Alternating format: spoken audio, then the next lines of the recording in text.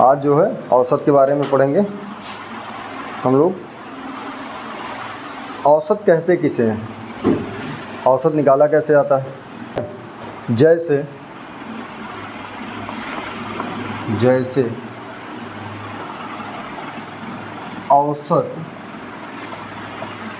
औसत बराबर परिणामों का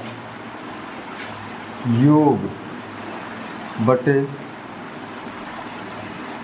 परिणामों की संख्या। ठीक है, अगर औसत ज्ञात करना है तो परिणामों का योग यानी परिणामों को जोड़ने का योग जो होगा वो होता है, उसमें भाग किससे दिया जाता है? उसमें भाग दिया जाता है परिणामों की संख्या से, यानी कितने परिणाम दिए गए हैं। ठीक है ना। लेकिन कुल परिणामों की संख्या अगर आपको निकालनी है, अगर आपको कुल परिणामों की संख्या निकालनी है तो कुल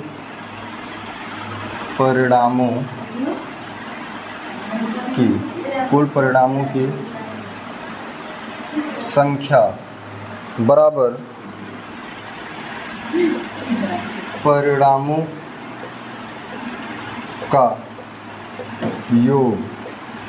का योग बटे औसत,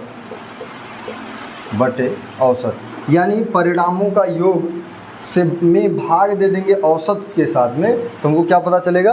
कुल परिणामों की संख्या ज्ञात हो जाएगी। ठीक है, अगर औसत ज्ञात करना है तो परिणामों का योग जो होगा आपको प्रश्न में दिया रहेगा, उसके साथ में हम उसको डिवाइड कर देंगे किससे? परिणामों की संख्या से। जैसे मान लीजिए आपको दे दिया गया प्रश्न में, जैसे क्वेश्चन में आपको दे दिया गया 20 और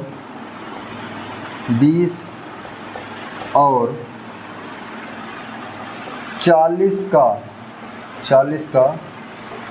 औसत, 20 और 40 का औसत। तो इसमें औसत ज्ञात करना है, सूत्र कौन सा लगेगा?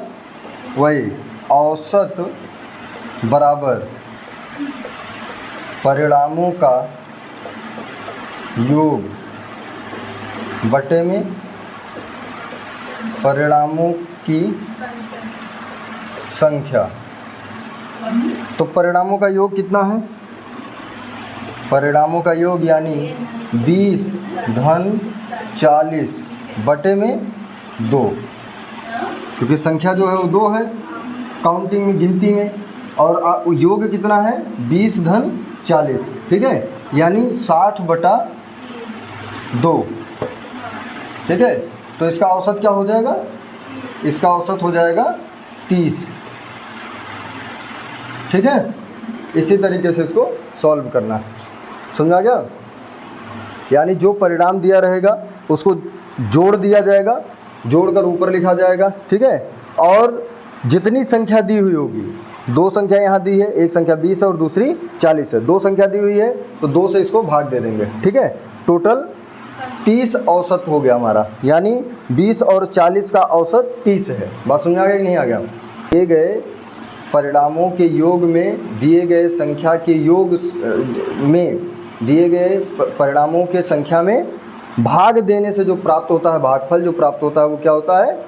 वो औसत होता है, एवरेज होता है। समझ आ गया?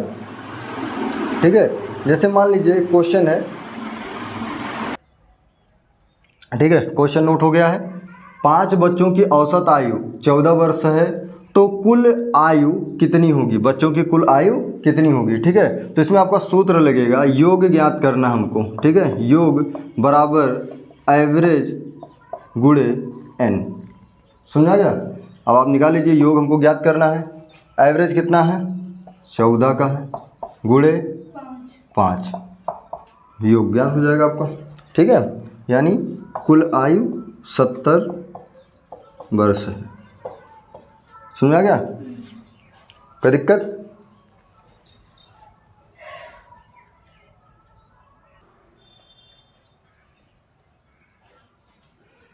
हाँ, दिया गया क्वेश्चन 15 संख्याओं का औसत 48 है, तो इन संख्याओं का योगफल क्या होगा? यही वाला सूत्र लगाना है। सुना गया? वही वाला सूत्र लगाना है हमको।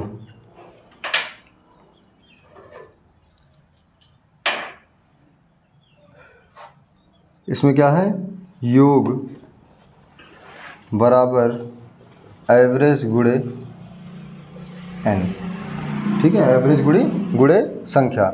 इसमें एवरेज कितने का है, 48 का है, और गुणे संख्या कितनी है, तो संख्या हमारी है 15, ठीक है। दोनों को गुणा कर देंगे, कितना आ जाएगा 720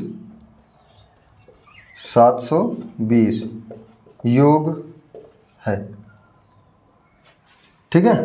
यानी किसी भी संख्या का योग, प्रश्न में योग आपको ज्ञात करना हो तो आपको क्या करना है, एवरेज को गुणा कर देंगे किसके साथ में, टोटल नंबर के साथ में, टोटल संख्याओं के साथ में गुणा कर देंगे, आपका योग निकल के आ जाएगा। बात समझा क्या, योग निकालने के लिए यही सूत्र लगाया जाता है, योग बराबर एवरेज गुणे n, मतलब नंबर, ठीक है। समझ आ रहा है कि नहीं आ रहा है, ठीक है। चलिए दूसरा क्वेश्चन देखते हैं।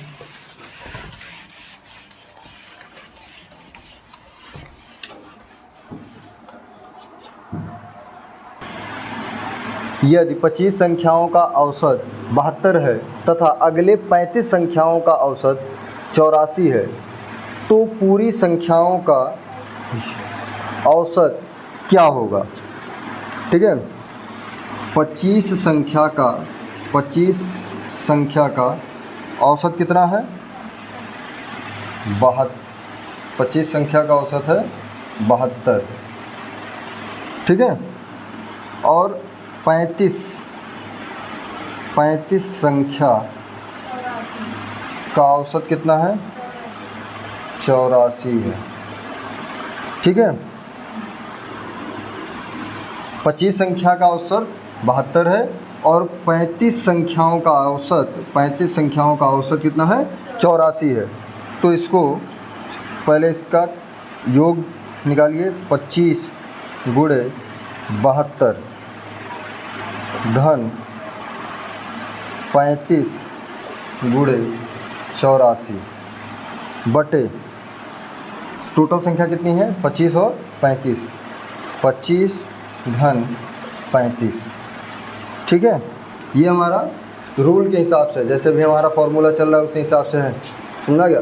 जब तक ये क्वेश्चन छोटा रहता है तब तक रूल के हिसाब से जो फॉर्मूला है उस पर जो है नॉर्मली लगाया जा सकता है।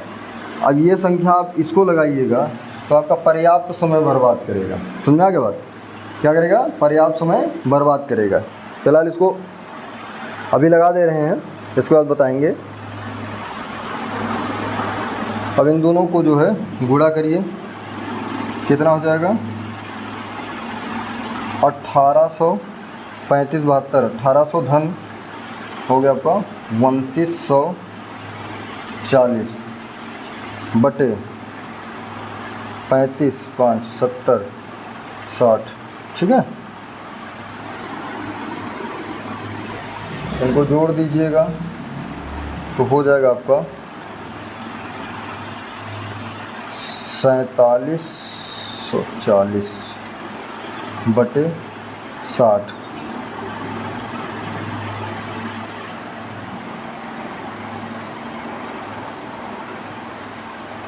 इसको काटिएगा तो आपका 79 बार में कट जाएगा, समझा गया।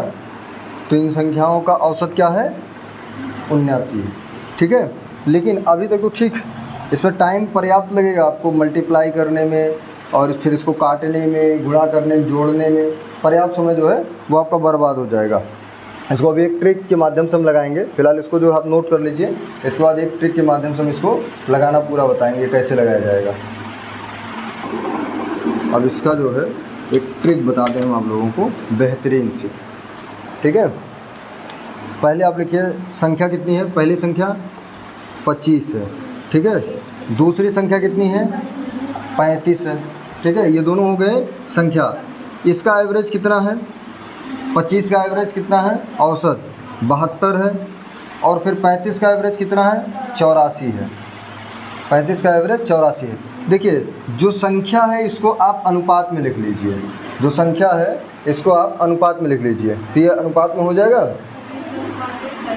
5 25 5 7 35, यानी 5:7 हो जाएगा। ये 5:7 में हो जाएगा। बात समझा गया। और इन दोनों का अंतर निकाल लीजिए कितने का है, इन दोनों में कितने का अंतर है, तो ये वाला इससे 12 कम है, यानी इससे ये 12 ज़्यादा है। कितना है? 12 ज़्यादा है। बात समझा गया। बस इतने में ही हमारा सवाल सॉल्व हो जाएगा। अब सबसे छोटा एवरेज जो है, जो सबसे छोटा एवरेज है उसको ले लेंगे। सबसे छोटा एवरेज कितना है? 72 है। ठीक है, धन इस एवरेज में और इसमें कितने का ज़्यादा है? कितने का ज़्यादा है? 12। धन एवरेज में कौन ज़्यादा है? एवरेज में 7 ज़्यादा, 7 अधिक है, नहीं 7 अधिक है। और कुल संख्या कितनी हुई? एवरेज में कुल संख्या कितनी हुई? 7 को 5 में जोड़ दीजिए, कितना हो जाएगा? 12। ठीक है, कितना हो गया? 12 हो गया। अब इसको जो है सॉल्व कर दीजिए आप। हाँ, यहाँ गुणा रहेगा। ठीक, यहाँ गुणा रहेगा।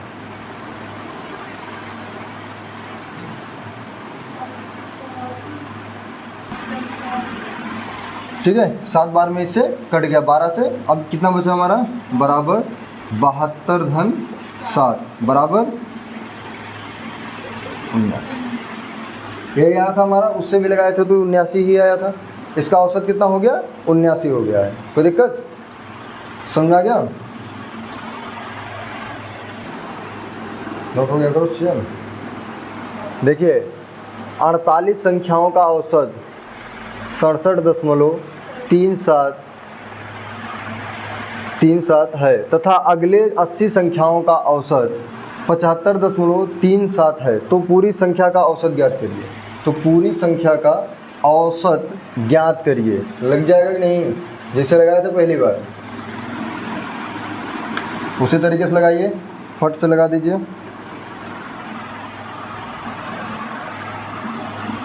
अरे इसका सूत्र मान लीजिए, वैसे ट्रिक है लेकिन मान लीजिए सूत्र। पहला छोटा एवरेज, ठीक है, धन एवरेज में ज़्यादा, यानी अंतर, एवरेज में अंतर या ज़्यादा नहीं, यहाँ एवरेज में अंतर लिखिए। एवरेज में अंतर, ठीक है, कितने का है? गुणे संख्या में ज़्यादा, संख्या में ज़्यादा बटे सभी संख्याएं या संख्या का योग।